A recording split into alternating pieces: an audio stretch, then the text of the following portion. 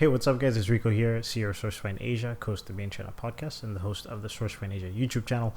Back with another one, coming live from my home office here in the Philippines.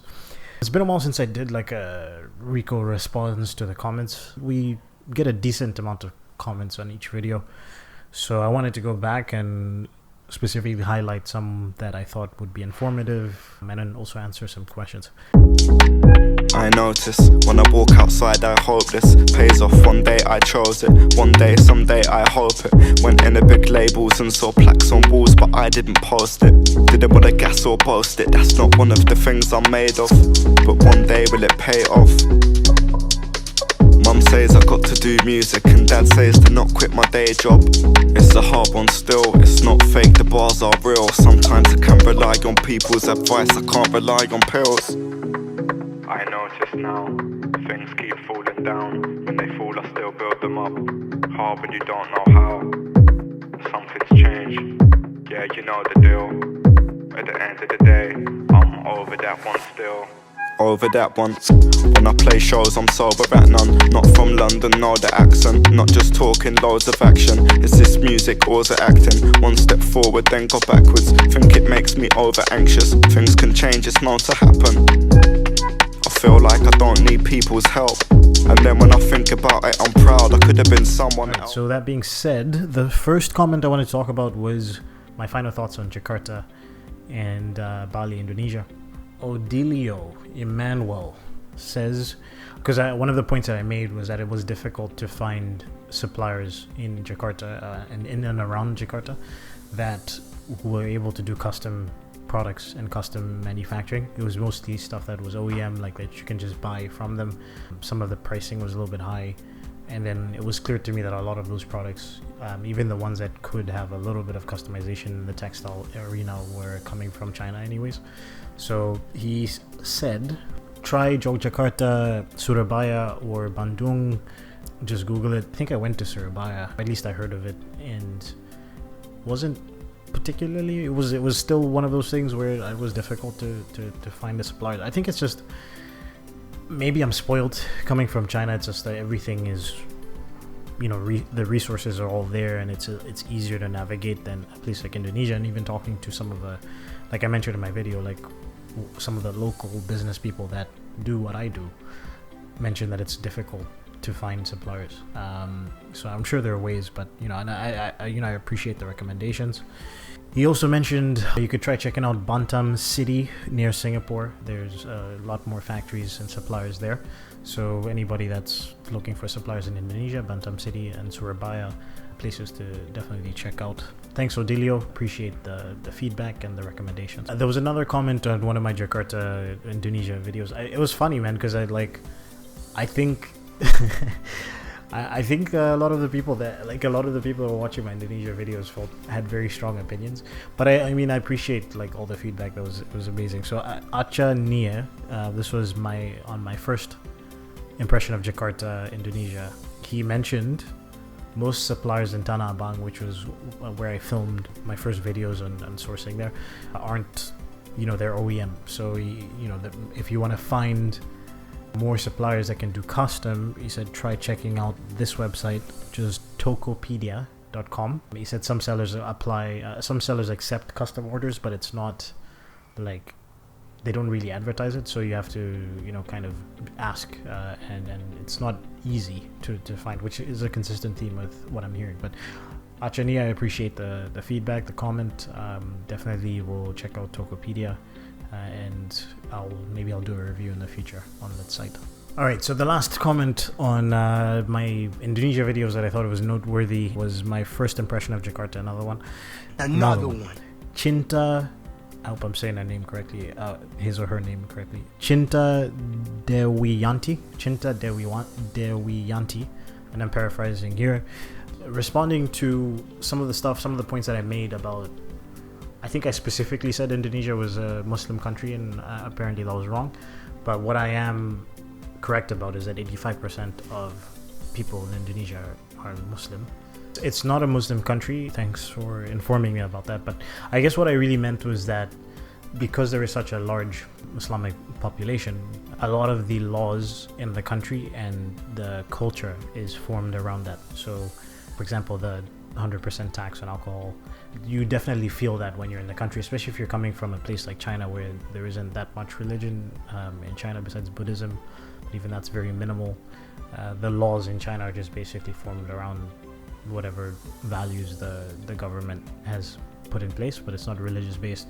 And then same thing with like the Philippines, it's a Catholic country, so you feel a lot of the beliefs and the views and some of the laws are, so you definitely feel a big influence of that on the way people live their life and the way businesses are run and what you're allowed to do and what you're not allowed to do, is basically what I meant. It's not a bad thing, I didn't feel uncomfortable at all. It's just different, right? And I wanted to make that comment because if you're used to doing certain things, like for example, like with me coming from China and with my business, I'm used to entertaining clients, I'm used to being entertained by potential factories and things like that. So going out has been a big part of my business life and also my personal life. But being in China is like I could come and I could have a night out and drink beer or whatever and not spend that much money. And then same thing in the Philippines, like it's not that expensive. But I noticed that like when I was in Jakarta, is like I went out and I did the exact same thing that I would have done in Manila, for example, and then the next day I'm looking at my credit card and I'm like, whoa, that was all drinks. Like that's how expensive the drinks are. And then just talking to people, and you notice the way people dress and sort of the values that they have. It's just different. Yeah, you can read more of her comment about the religion and the percentages and stuff like that. The second point she made, I think, was because I mentioned the island that I went to. I was in Bali and I mentioned the beach that I went to. She said Indonesia has over 17,000 islands. Each island has their own culture, language, etc. The beach that I saw is like 0.00001% of all the beaches in Indonesia. Again, appreciate the feedback, but at the same time, it was a first impression video. I did go to other beaches after that. I just didn't talk about it because that wasn't the main point of my videos. It was just talking about my experiences, but I wasn't really concerned about the beaches. I know that, of course, there's going to be, even in the Philippines, I mean, I went to Zambales 2 months ago. Zambales' beach doesn't compare to Boracay, right? So it's one of those. I guess the point that I was trying to make with that is like, Bali has been so hyped up in my mind and just the way people talk. It's like one of the most famous places in Southeast Asia. So the same thing with Boracay. If I went, Boracay, Philippines and beaches aren't that famous, like, which is part of the reason why I love being here. But for anybody that knows the Philippines, like one of the first beaches they hear about is Boracay. And it's the same thing with Indonesia. It's like one of the first places you hear about is Bali. Like, so I had this idea in my mind of how this place was going to look. You can't help but compare it to whatever else you've seen. So if you're thinking like, oh, this is going to be like world-class beaches everywhere, and then you kind of show up and the first place you see is not super impressive.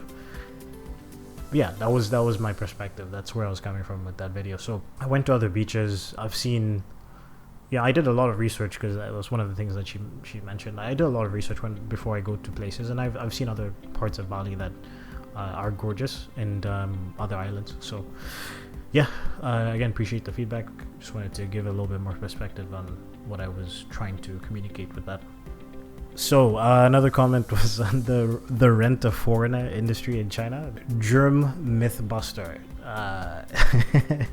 Around 11 minutes and 11 seconds into the video, something happened. So I'll probably have it somewhere on the screen.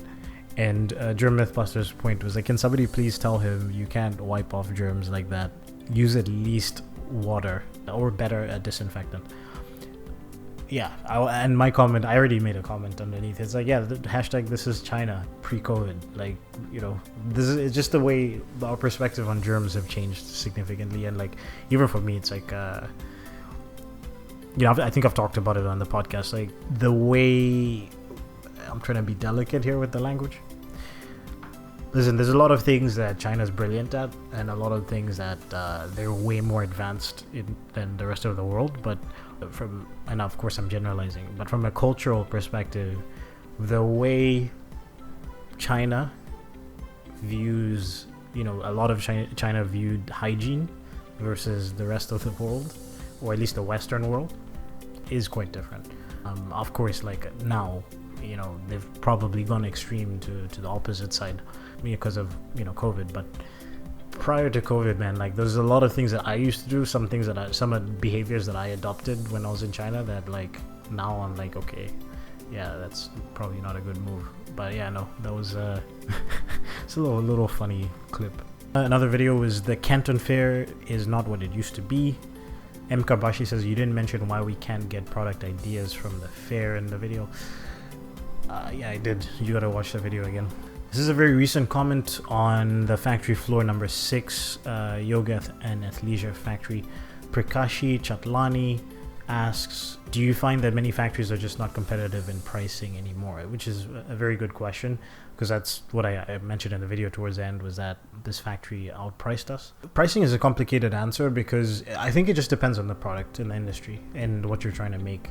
Like China is still way more competitive in pricing in probably 80% of products. But then when it comes to things like textiles are very labor intensive. So, the real amount of money that the cost that you're paying for is the labor cost. China's more and more expensive every year in comparison to other Southeast Asian countries. It's becoming slowly, at least the major cities, is becoming like really expensive to live in. So yeah, I think it really just depends on the industry that you're in. So, but yeah, I mean, a lot of times clients come to us and they'll have a per unit cost in mind, and then when we start doing research, the per unit cost is just so much lower than what's really out there. And maybe they're comparing the pricing to pricing that they got from India or Thailand or something like that. You have to weigh up the expenses, how much money you're going to save on making this thing versus how much control and how sure you are that the product is going to be made the right way, and then how familiar you are with the process. I think I touched on this in one of my other videos. I've looked into Vietnam, and I'm still looking into Vietnam, and some differences that I noticed immediately is like a lot of Vietnamese suppliers expect, if you have like an extra component or a specific raw material that you want to work with that they don't have, they kind of expect you to source it. So like those are things that, whereas in China, it's like when you go to a factory a lot of times, or a supplier, a lot of times they will act as the producer, but they'll also act as the sourcing person. So like if you have a raw material, they'll find the raw material that you're looking. If there's an extra component needed, they'll source the extra component needed, unless it's like really difficult to find. Things like that can make your job significantly more complicated and more difficult. So I mean, yeah, like Vietnam and Philippines and these places are just, there are some competitive advantages to some of these things for certain products, but you also have to be really prepared to weigh up the cost of doing it versus the process of actually doing it. It could end up being more expensive just because the process is more complicated and you have to be more involved. So yeah, that would be my answer, is like, yeah, definitely some products are a little bit too expensive to make in China now, but 80% of them are still going to be more competitive than other countries. All right, guys, so that's it. Like, appreciate the comments. Bring more of them if you want me to make more of these kind of videos. I read every single comment, try to respond to as many as possible. Obviously, the more comments we get, the more difficult it is. But like, if we have a ton of comments and they're interesting questions and things like that I think will be, valuable, I will record videos like this. So hope you enjoyed it. Check us out next week, and like, comment, share, subscribe. Queen. I've come too far to turn back, so win or win is my only choice. I release songs they think it's for them, it's a cry for help but they miss the point. What's mad is when I speak for them, I feel like I lose my voice, yeah. But I can't linger or dwell on things. Yesterday's God, it's been better since. Still outside and I'm settled in, still more scared than I ever been, still feel blessed like I never sinned.